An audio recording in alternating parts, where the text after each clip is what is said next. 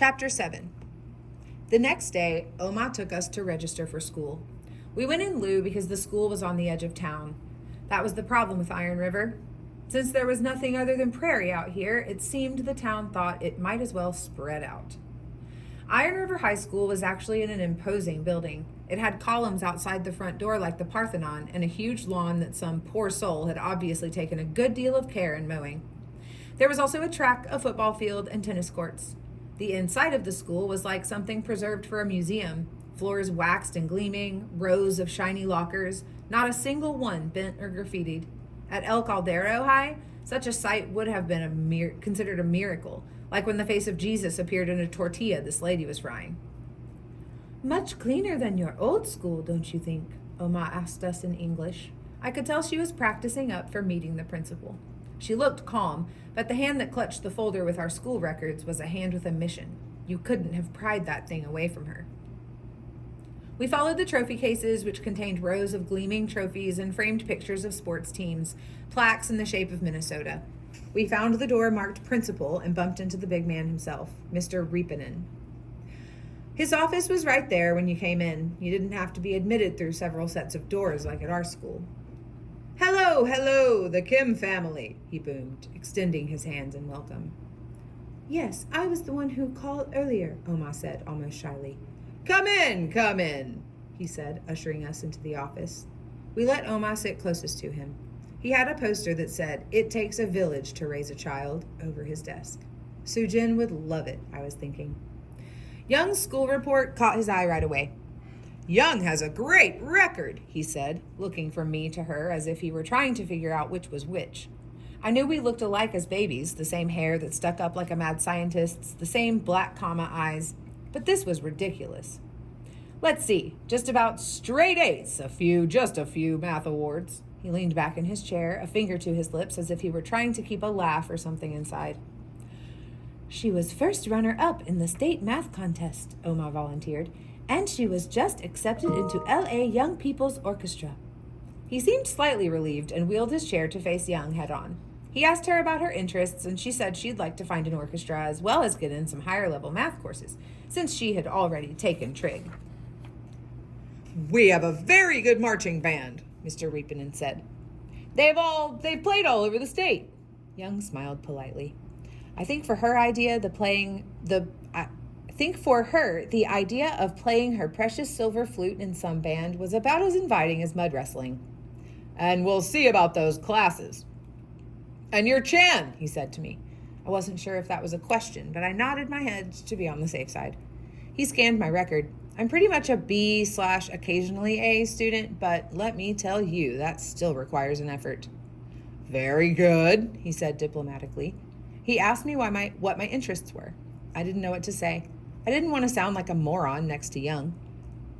"I like to read," I said finally, even though both Young and Oma were looking at me in surprise. "I'm glad we live by the library." Good, Mr. Reepenin said heartily. "Good to be a reader. My son's a reader. Absolutely loves books." I was thinking about mentioning soccer, but after he said that, I decided that his kid was probably a geek, so I shouldn't risk upsetting him. For a guy that big to have a geeky kid, that must be a drag. Besides, Oma and Abogi, especially Abogi, have never counted sports as a legit school activity. "Anyone can build muscle," Abogi would say, pointing to his arm. Then he'd point to his head. "But building brain, that much tougher." "And what about school bus?" Oma asked. Mr. Reepenin looked puzzled. "What about it?" "Where do children pick it up?" Mr. Reepenin still looked puzzled. "You live on Howard Street by the library, right?" Oma nodded. "There isn't a bus." Mr. Reepenin looked amused.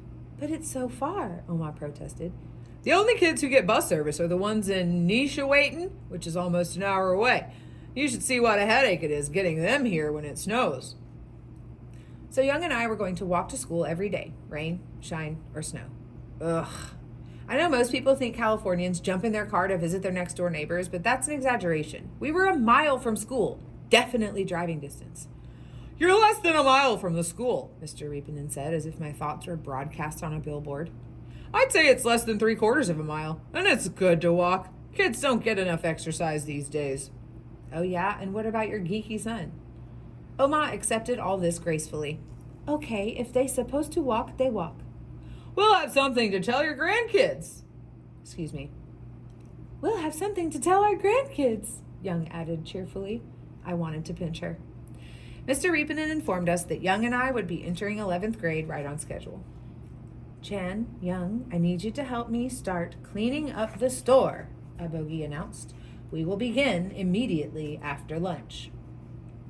Mrs. Knudsen offered us some Spam sandwiches. At first, Oma and Abogi declined. No, too much trouble. We don't want to eat up your food. But the third time Mrs. Knudsen offered, they pounced. Abogi said to us that Spam is considered a delicacy in Korea.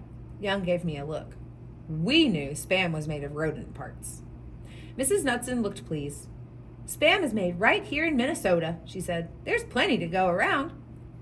After lunch, Young and I sat around waiting for Abogi. There was no sound coming in from the open window except for the occasional purr of a car, the chirp of a bird. No clanking, honking, or cursing. No sirens, no whoosh creak of a bus going by. It was just nothing. Weird. You know what? I think Abogi's taking a nap. I strained my ears. Sure enough, there was a slight breathing noise coming from the bedroom, regular as ocean waves. That's a new one. Young looked worried. I know it's not like him, she hesitated. I wonder if I'll have to sell my flute. What?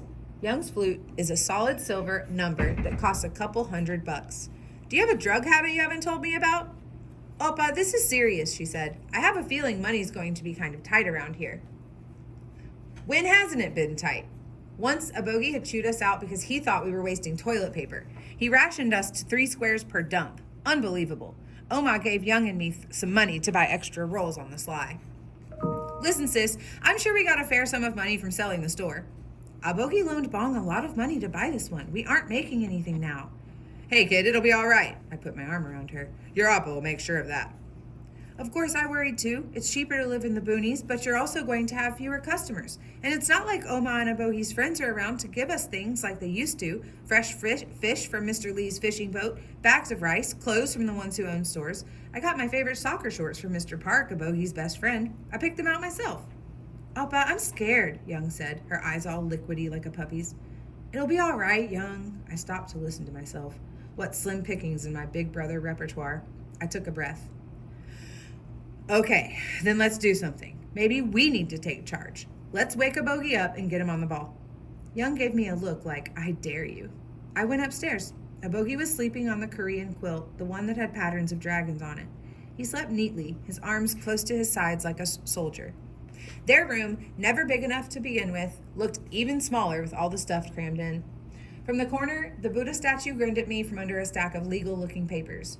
Next to the bed was Abogi's Bible. Back in LA, he'd always kept it next to the bed, too. For some reason, I picked it up. I looked at the gilt embossed on the cover and realized that even though I knew the Korean word for Bible, Songkyung, I had no idea what it looked like written, had no idea which of these clusters of letters spelled it out. I opened the book. The text was split in 2 columns, English on one side, Korean on the other. There were some notations in Korean on both sides. The writing was faded and wispy, as if it had been painted on by spider legs. On Sunday mornings, even though Abogi didn't have time to go to church, he was always up early with a cup of coffee studying the Bible. He'd translate the Korean to English and then check himself with the English version. What I remember too was whenever there was a lull at the extravaganza, he'd pull out his Korean-English dictionary and just read it like he was reading a book. A thought suddenly occurred to me. Was this how he taught himself English? I would have given a lot to know what the writing in the margin said. I guess I would have given a lot to know anything, only I didn't want to have to ask him. Sounds crazy, doesn't it? Abogi's snores went up, then down. Snorkweeze, snorkweeze. His forehead was creased as if he had to concentrate on staying asleep. I put the Bible gently back in its place and left the room. When Abogi appeared at dinner, he looked like he'd just come out of a coma. Young and I didn't say anything. He and Oma went to bed early.